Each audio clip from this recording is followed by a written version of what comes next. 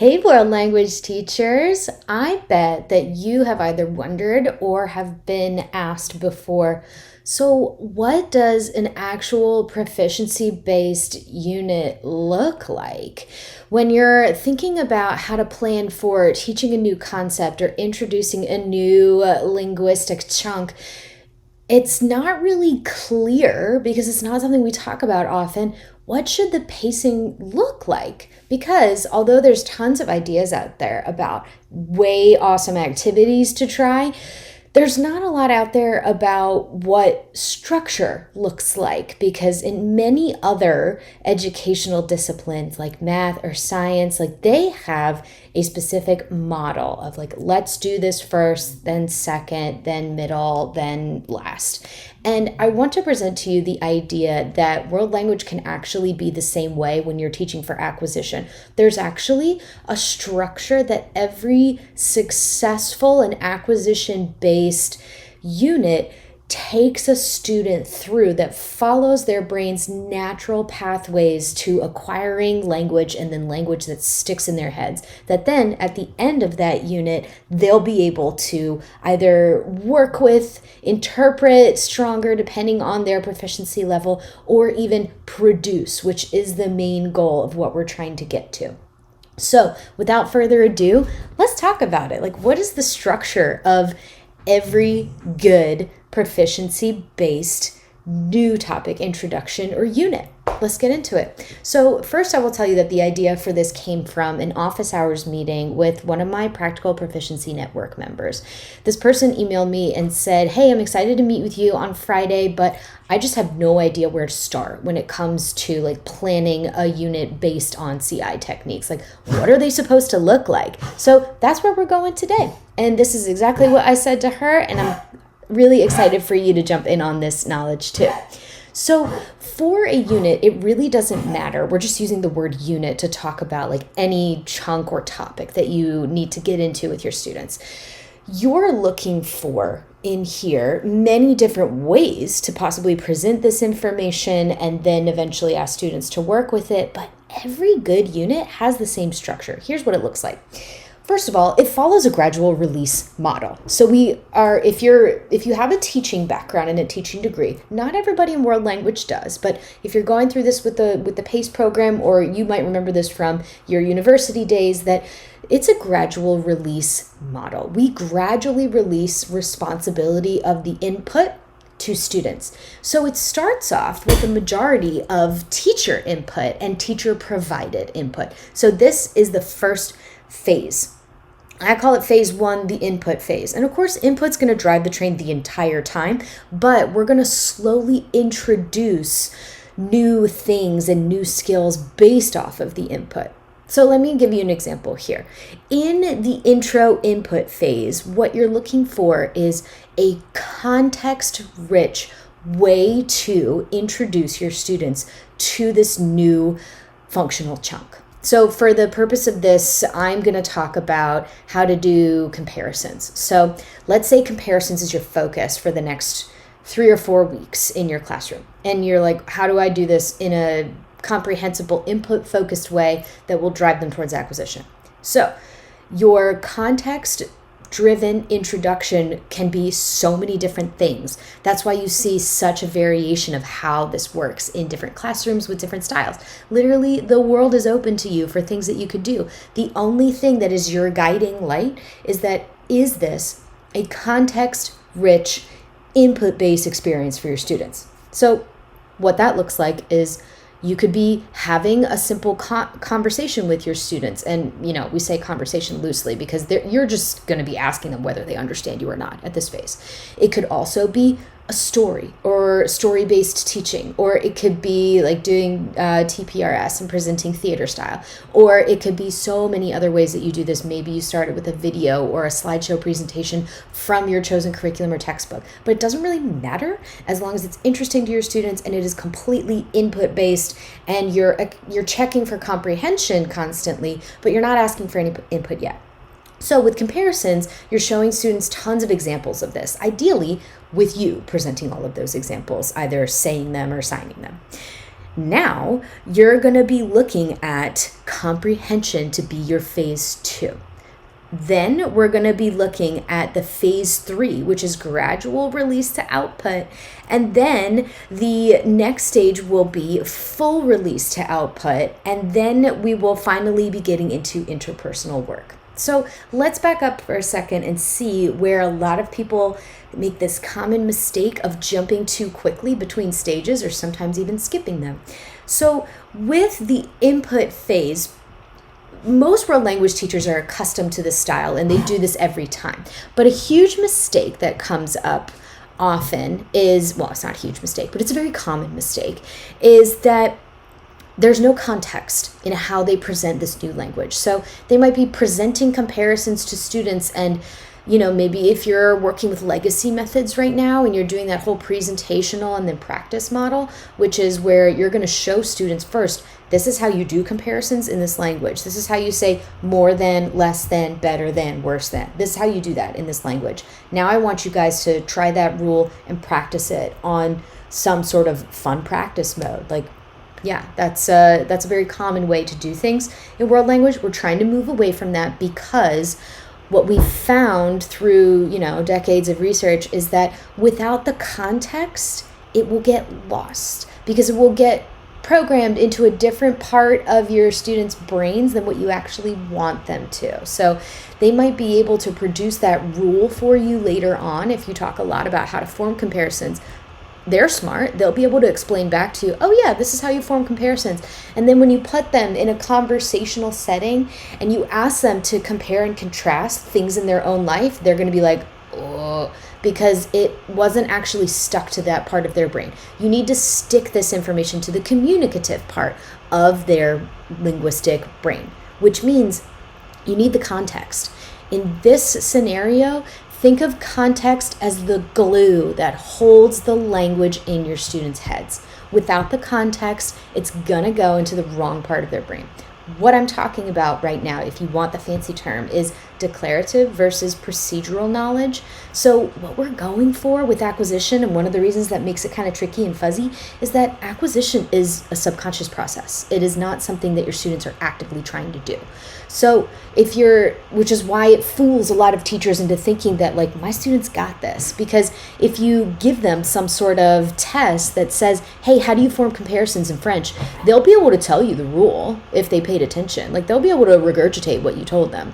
But then, of course, as we talked about, when you put them in the situation where they have to use comparisons, it's not actually the same thing being able to describe how to form comparisons and actually forming comparisons. It's not. So we're trying to work with the natural subconscious processes here. So that's why context is so important. And at the end of the day, context is the glue that keeps the language in your students' heads.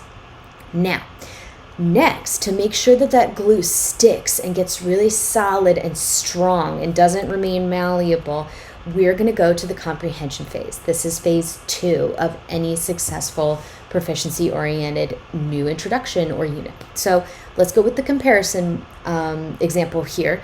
With the comparison example for the comprehension phase, what you're asking students to do is work more in depth with comparisons without producing anything. So you're asking them to do things like, hey, what does this sentence mean?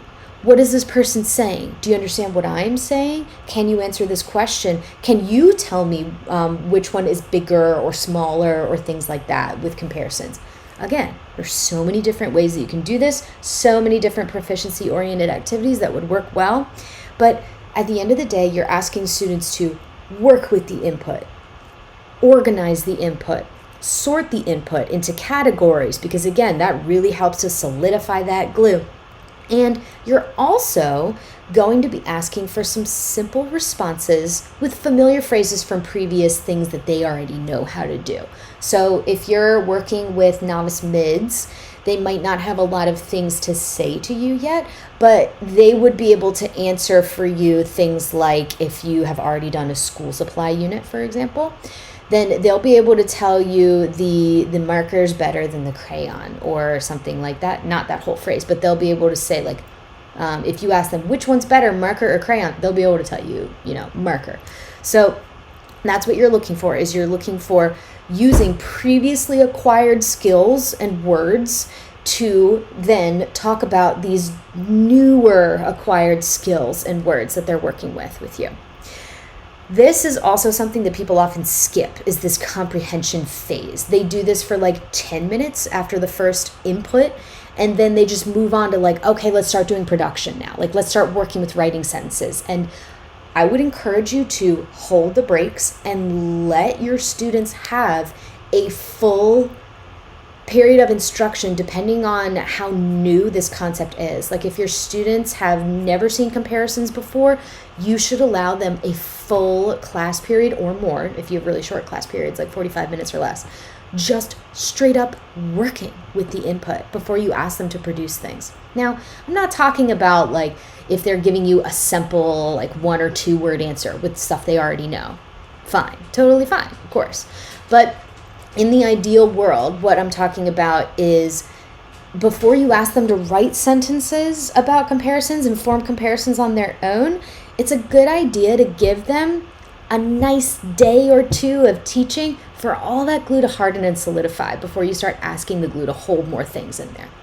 So we're going real hard on this glue metaphor. I hope you're into it. I'm into it. So the next thing that we're going to work on after you've had some time with the comprehension phase, and of course, there's tons of activities that make this really easy. It's all the stuff that's in your normal teacher toolkit. I'm talking like CFUs, checking for comprehension questions, things where you ask them to sort stuff, T-charts galore, doing things like Pictionary and stuff, like anything that helps them to solidify and demonstrate that they understand the vocab and the new skills, that's golden. Now we're going to start moving into phase 3, which is where you're going to start doing this gradual release to output. Now, output can be as simple as doing those one-word answers or writing those one-word responses like sí or no, things like that. But you're starting to move into output now. And with this output, what you're asking students to do is to start dabbling a little bit with the functional chunk that you're asking them to do. Like, hey, let's look at some comparisons and see if you can copy what some of these comparisons look like. Like, once your students are ready, and they'll let you know when they're ready, when 70% of them or so can understand pretty well what you're doing, then they're ready for some output time. So give them some ways to give simple responses. During this phase too, you'll notice that there's a really good opportunity here that a lot of teachers also skip. Like, usually we go right to the output because that's the easiest way for us as teachers to know whether our students are acquiring, quote unquote, the language that we're talking about or not, because we want to see it in written form, right? Like, well, do you know this vocab word? Use it in a sentence so I know that you know it, which is frankly asking a lot when you've only used it a certain amount of times yet. So be looking for that golden number of doing lots and lots of repetitions. It's different for every student, but I mean, the estimations can be as high as 50, and some of them I've even heard 100 before, but you're looking for lots and lots of repetitions of a structure before you start asking students to produce it. The next thing that, again, a lot of people skip is try the same type of input, but in a new context. So this is a perfect example in this phase 3 that we're talking about here, or phase 4 actually, that we're talking about here of same input, new context. This is the perfect time to whip out your favorite authentic video for this, or to talk about an authentic blog post or read an authentic story or something like that. Like, you want to do the same input, but with more quality language around it, more natural formations of language, more native-like uses of this language that allows the brain to fully put this into a rich, robust context. So now would be the time when your students are ready to start working with some authentic texts with this structure in mind and do more advanced skills with it. Here is also, of course, you're going to be asking for output at some point as long as your students are ready for that. That's going to depend on the proficiency level you're working with, but you'll have a lot to work with in this stage. And same input, new context is a dream day for you, because if you're providing alternative sources of target language, then it's a rest for you, and it's also really great for your students' brains. The next thing that we're going to be working with is phase 6, which is let's go to presentational mode. So now your students have had plenty of time to work with this structure. They've seen it in a lot of different ways. They've heard it in a lot of different ways, and they're ready to start using it. This is when you can start getting down and dirty with having them use these phrases, this new language, in a meaningful context. So this is the time where you can ask them to write responses to things, to do more elaborate responses, to do presentational speaking or writing. And I would say give them activities where they have plenty of time to think about their thoughts, organize their thoughts. Lots and lots of writing at this stage is great for this. But again, you don't want writing to take over your entire unit because there's so many other ways that you can help that acquisition really stick. But this is a good time to do it, is allow activities. What you're looking for is activities that allow for that space for students to play with language a little bit. How can they reorganize things? How can they put words in the correct order, spell them right, all that stuff that you're looking for. Without an overemphasis on accuracy, you're looking for students to play with language. Again, y'all already know the tricks for this. There's so many presentational things that you could do. Then the very final stage, before you give, like the big kahuna assessment about this new functional chunk, like comparisons, like we've been doing, then you're really going to move into the interpersonal section.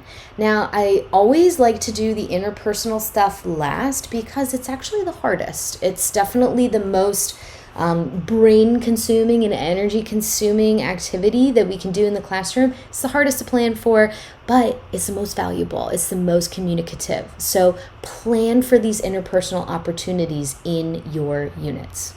What we're looking for here in this final phase is where are the opportunities for meaningful expression where students can use these new functional chunks in ways to learn more about themselves or the world around them. So for comparisons, that's an easy one. You're just going to put them in pairs with students and have them talk with some guides, maybe even a chat mat or something like that, where they're having conversations about like which class is better, which class is worse, that kind of thing. Who's taller, who's shorter, and showing them pictures of people, and they have to do comparisons and things like that and respond to each other. But you're putting them in communicative contexts that is meaningful and works with their own life experiences for the most part. Leave plenty of time for this to happen too. This is something that, since it's at the end, so guilty of this. Since it's at the end of a unit and usually the hardest thing to do, a lot of teachers will only give a little bit of time for the most important tasks. So leave time and space for interpersonal tasks. There's a whole nother podcast episode about that as well that you can find on here. The next thing that I wanted to mention to you is the big question, which is, okay, so you've talked about the structure of units and this gradual release model of language. How long should you spend on a new piece of language with students? How long should you spend with a functional chunk, for example, comparisons? And the answer, of course, is, well, it depends. It depends on, is this the first time that they're seeing this ever? Is this a repeated concept, or is this an elaboration of a concept that they've already seen before and they've worked with a little bit before? So for example, if you're doing adjective agreement, like if your students have already been exposed to a lot of input, not at the beginning of year in Spanish 1, but if they've already been exposed to a lot of input and you're re-emphasizing the importance of adjective agreement and using it in a lot of different ways, then your students don't need to spend as much time on that as they might something like comparisons, which is kind of a tough skill and will really push them from novice high to intermediate low. So they're going to need a lot of practice with it and a lot of input and scaffolding to support them with it. But let's take a look at the same concept again. If you're doing comparisons and you're revisiting this in level 3 or maybe level 4 in order to prepare them for better writing skills, they've already seen it before. So you can zip on through a lot of the initial phases, like the input, and then as long as the context is still there, and then when you go to the comprehension phase, you can zip through that one too, and then get right into the gradual release for output to just check where they're at and see where their gaps are and provide them more input as necessary depending on what they can already do. Level 3 is a beast because you get all different kinds of level variations in there with language, right? So that's what I would say should guide your timing. For an example to give you, with my Spanish 2s personally, and with my French 2s as well, when we did reflexives, holy beast, that was a long unit with a lot of input in which I only used certain subject pronouns, because y'all out there who teach reflexives know that it is really, really difficult for English speakers. However, when it was time to start talking about like personality traits and physical and personality traits, that's new vocabulary that they just have to work with the idea of like, oh, adjectives go in a new place in this sentence. Not nearly as much time as reflexives. So instead of following that model of like each new concept takes the same amount of time, like we know that looks really nice on paper and in your color-coded Excel spreadsheet, but it's not real language. When it comes time for your students to s'exprimer and to express themselves with the different comparisons, they're going to need more time than they did for your adjectives personality unit. So keep that in mind. And I would say when you are thinking about this, and I've heard other teachers ask me this before and think about this, this is the question that I have for you is, well, what exactly do you need students to be able to do at the end of this unit? Because it's different no matter what textbook or curriculum guide you're using, any of that, like the tasks are different. So you might be just preparing students to use comparisons with like a few speaking questions, or maybe you're preparing them for a full paragraph length discourse that they have to do on an IPA. Then the timing answer will be different. So ask yourself first, what do you need students to be able to do by the end of this unit, and get really specific with that skill, and that will guide you in the timing. So with all that in mind, let's think about all of the things that we've talked about so far with what the structure of a proficiency-oriented unit looks like. First, you have this phase 1 of this context-rich input introduction. Next, you have the comprehension phase where you're asking students to work with input but not yet produce anything. Then you're going to the gradual release to output with like very carefully selected and scaffolded opportunities so they can mess around and be creative with the language for a little bit. Then you're going to use the same input in new, rich contexts, hopefully authentic if you can get them. And then you'll move to a full release of output, and you're expecting larger pieces of presentational, whether it be speaking or writing, and giving them time to really put all of their learning together, consolidate it, and show you what they're able to do. Based off of that then, and how long it takes for students to start showing you mastery in those areas, then you're going to start working with interpersonal activities and do a lot of interpersonal activities, because they are by far the best thing that you can offer students, even though they are pretty hard to organize. I get you. So that's what a good structure looks like. I hope that helps when you're looking for new ideas for a unit, and when you're talking with your department about how to approach tough topics and things like that usually take students a long time for them to acquire. It gives you some new ideas for how to organize your ideas with this. So thanks so much for listening. Be sure to give this podcast a review. It's really good karma for you, and it certainly helps to spread the message to other folks who could use some free PD training to and from work. And thank you again for being a part of this vibrant world language community. I'll see you in the next episode. Bye for now.